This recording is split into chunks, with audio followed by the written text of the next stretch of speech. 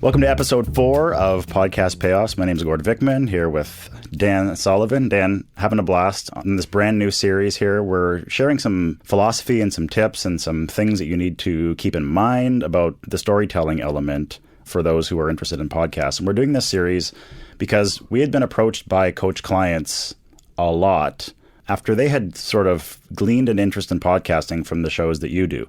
And you were getting a lot of questions. I was getting a lot of questions. So we thought, why don't we just launch a series and we can talk not necessarily about the technical mumbo jumbo and which microphone is better than this microphone, because that's the kind of thing that you can sort of either figure out yourself or you can find your who's going to do this for you, which is one of the things that I've suggested when clients approach me. You know, if your air conditioner is broken at home, you're not going to spend 2 years in community college learning how to fix an air conditioner. You're just going to call the best person you can find to fix the air conditioner.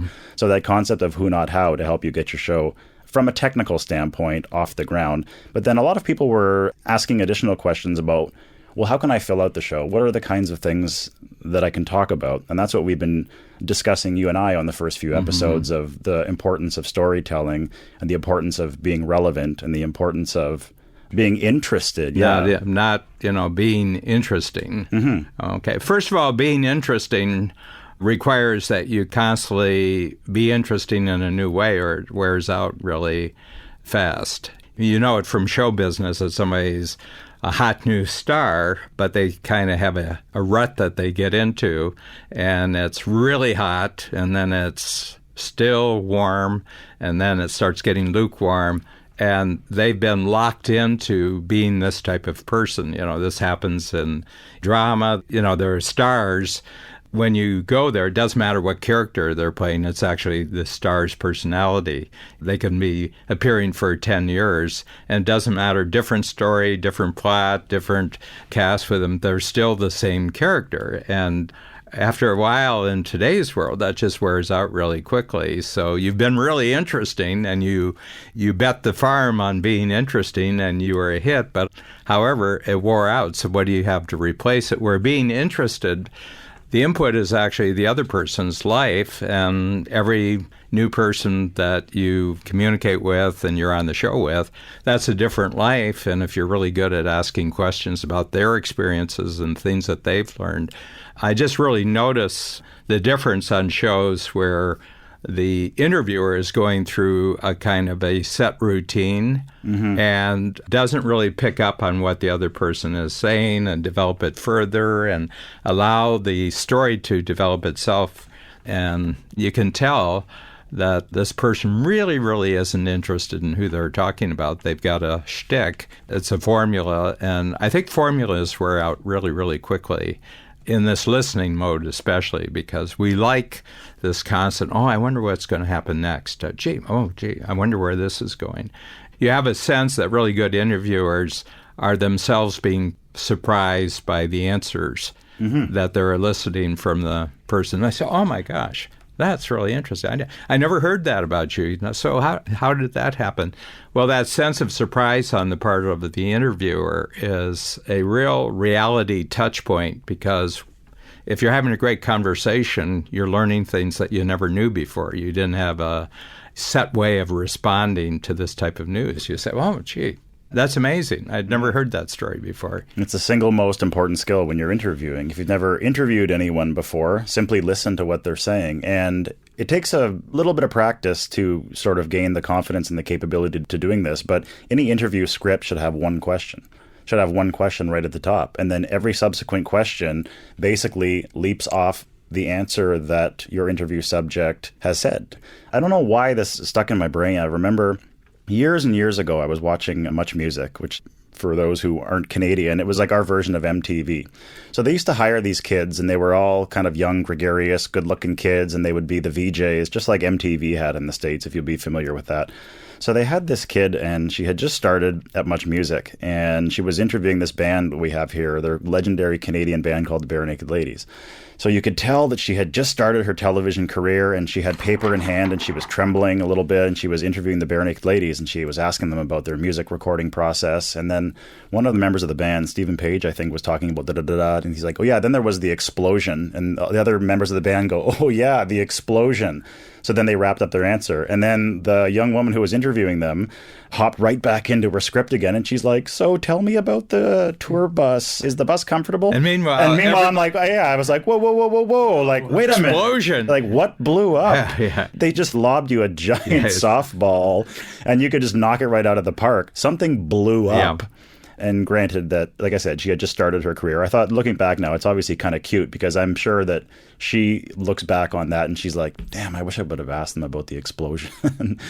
It's right there for you. And if you're listening when you're interviewing someone, they're going to give you enough little nuggets that you could eventually garner that capability to carry the interview after just one question, just the lead into the question. Mm-hmm. Yeah, I mean, there's lots of experience. One question I had for you, I mean, you were essentially, when you first got into the radio studio world and the radio program world, you were backstage, right? You were kind of backstage. Where, I mean, you had technical capabilities and organizational capabilities and packaging capabilities, but it was other people who were the front stage. Picture a radio studio. You have your digital audio console, and you have your sliders and your buttons, and then you have your music player, and then you have your telephone, and you have your telephone recording device, and you have your internet. And so you have this sort of looks like a cockpit. That was my first role in radio. By the way, I just want to tell all my listening audience who think I'm really great in podcasts, everything Gord just said, I haven't the foggiest idea what he's talking about. You know, that's why Gord's here, so I don't have to know any of those things. That's right. So that was my role. It was totally backstage, but I had a microphone. And then Darren Laidman, who was my first and my longtime co-host in the radio space, he, much like we were talking about in the previous episode, when his philosophy for radio shows was you create this Sesame Street-like atmosphere where everyone's welcome and there's an open invite, he used to ask me to turn the microphone on, and he would ask me a few questions, and he would tease me a little bit, and I would kind of give it back to him a little bit. So they started getting emails into the station, and people were saying, who's this producer Gord guy? Because he said something kind of funny. And we noticed that Darren and I had pretty decent chemistry. So it went from an occasional thing to sort of a weekly thing, and then people were emailing, and they were saying we would like to hear more of these two people together.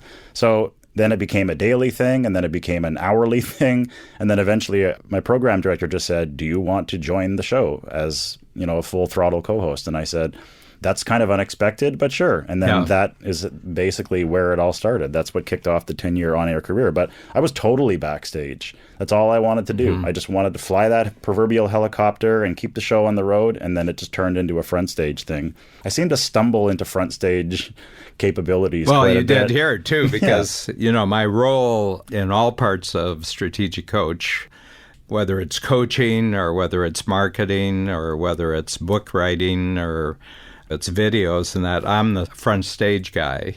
But the moment that I started to interact with you, because you filled a huge backstage role that was essentially a vacuum, not the technical actually recording of that, you know, we could produce the material, but keeping a handle on the universe of new podcast series, and these accumulate. And the neat thing, and I'd like you to talk a little bit about this, is that the neat thing about podcasts is that when you discover a podcast series, it may have been already in operation for 2 or 3 years, and there's 60, 70 episodes. Yeah. Every one of those episodes is brand new material for you. They're not old podcasts because each new discoverer of a new podcast series, they've got the complete inventory, and each of those is a brand new presentation, new idea, even though it's 3 or 4 years old. 100%. It's like a living asset, always. One of the things that we have here at Coach, on our website, strategicpodcasts.com,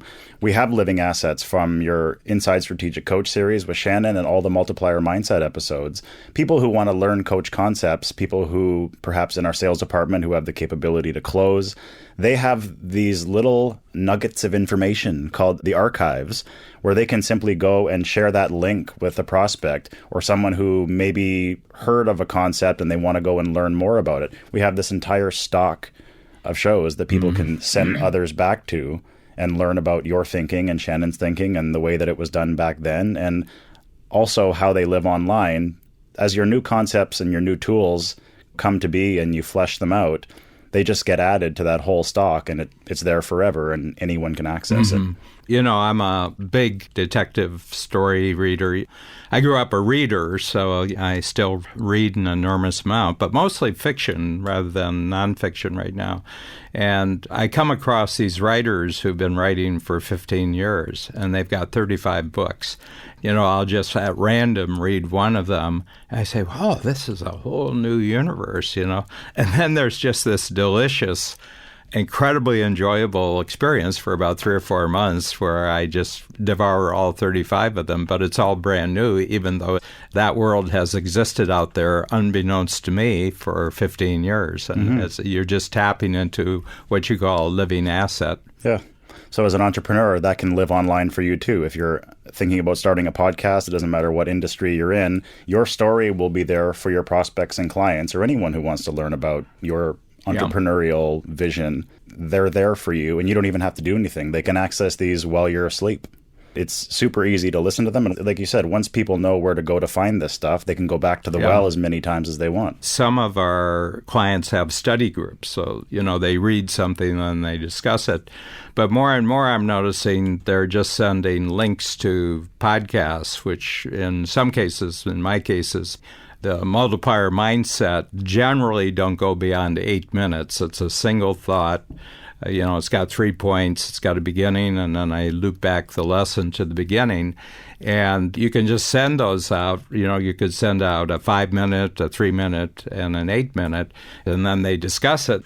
Something that's 3 minutes is not boring for people to watch if they're going to talk about it afterwards, And so it generates conversation. So one of the great lessons I learned about the online marketing world right from the beginning was by a real pioneer by the name of Eben Pagan. Eben lives in the Miami area, and he's super interesting himself, but he's super interested. But he really noticed in the early days of online marketing that the more really valuable stuff that you gave away for free, the bigger your reputation got, because there's an unconscious message. If they're giving this to me and it's so useful and it's for free, I wonder what the stuff is like that I actually have to pay for. And he said, you just keep extending the free line, So what would you say our output is in a quarter? How many hours of output with the now 10 series that I have? It's easily 40, 30, 40 hours of news. It's got to be, yeah. I think we're tickling 30 or 40 hours. Yeah, and I have a big thing. If I don't have anything to say that day, don't do the podcast that day. The number one rule is that there's something I have to say, that just knowing that my entrepreneurs, because I'm really geared to the entrepreneurial world, that this will be valuable for the entrepreneur, whether they ever meet me or not, whether I ever get $1 from them or not, it doesn't matter. I'm doing good. I mean, you got to be sharp-minded about this, but you also have to be good-hearted about that, because that gets picked up very easily. First of all, is it relevant, but does this person mean well? Does this person really want me to get better? That kind of touches on the evolution of podcasting as well, because you used to hear this a long time ago. People would say, well, if you want to be an authority in your industry, a podcast is a great way to be an authority. You can be an authority. You can be the authoritative figure in the insurance industry if you get a podcast. I remember thinking, when I used to hear that all the time, something didn't sit right with me about being an authority, because I always thought, well, why can't you just be relevant to the people that you're trying to appeal to, as opposed to being like an authority figure? Like you picture this guy with like a crown and a scepter and a robe on, barking from this throne of authority. Well, why can't you just be relevant instead of trying to be that authority figure that knows everything and you can't listen to anyone else? Because there's a lot of things that we talk about here at Coach, and you're always interested in other people's thinking. And the whole point of Strategic Coach is thinking about your thinking. You've never told anybody what to think. You're not the authority on thinking. You're simply teaching people the methodologies they need to think about their thinking, not only in workshops, but in podcasts. It's a totally different way of thinking about sharing that kind of information and insight with people, is it not? Yeah, I would say that. First of all, it's my fascination, because somewhere along the line, it was fairly early, and I think the reason was that I spent a lot of time alone there's a big age difference between me and my next brother, and a big age difference the other way, too. I was around my parents, but my parents, they let me tag along, but they didn't make a big production about me. They weren't asking me, Dan, I just want to check, is this real quality time for you? They let me go to the market. They let me go buy seed. They let me go and visit with other farmers.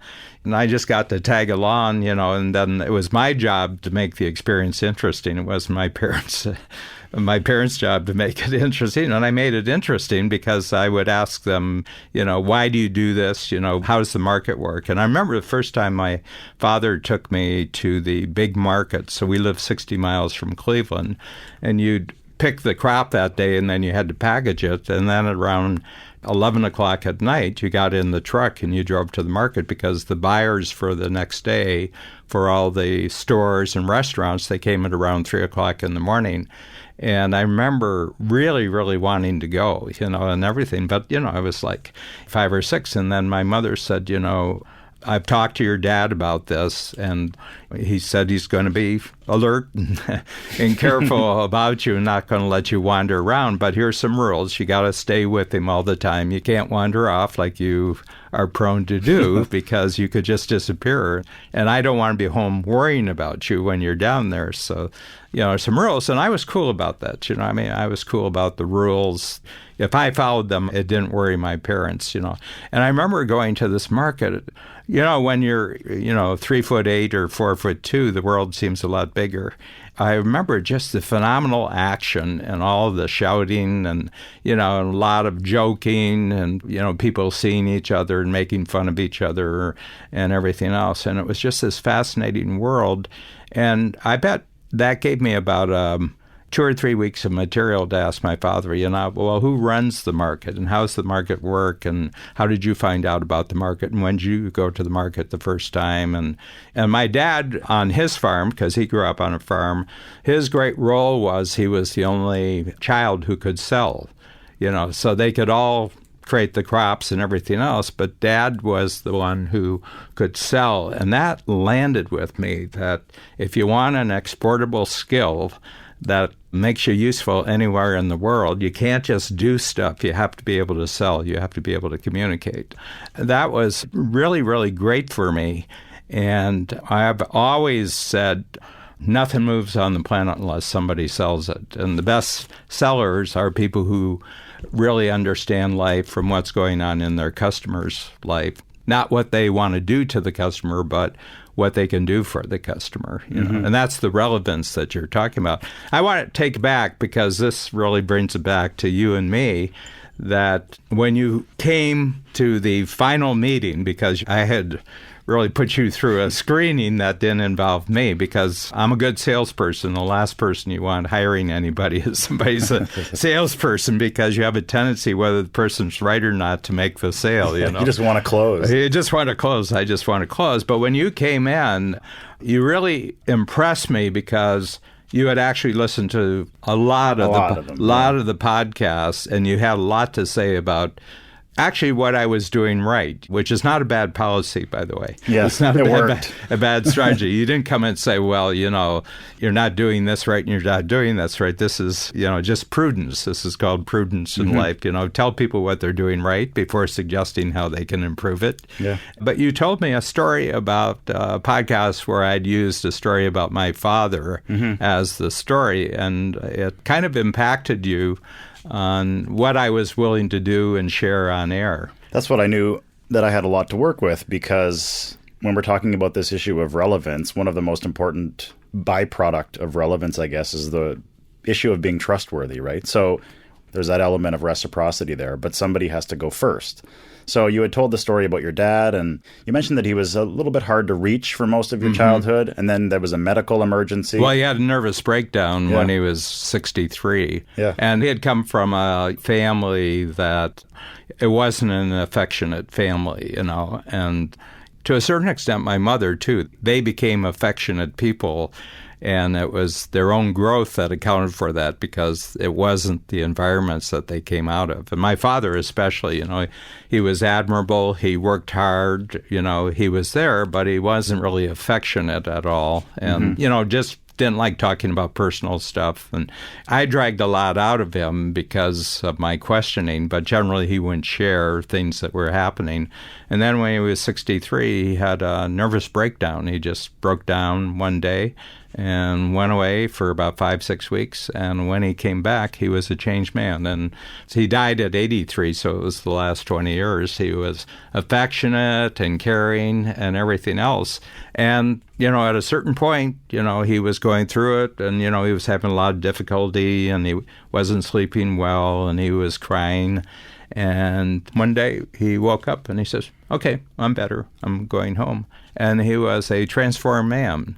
So much of what we know about my father and what we remember really came from after age 63, when he kind of opened up. Yeah, it really opened up. So you told that story on an episode of Multiplier, and even before I joined Coach, I heard that episode and I remember thinking, wow, that's just fantastic radio. It's good broadcasting because you're willing to go first.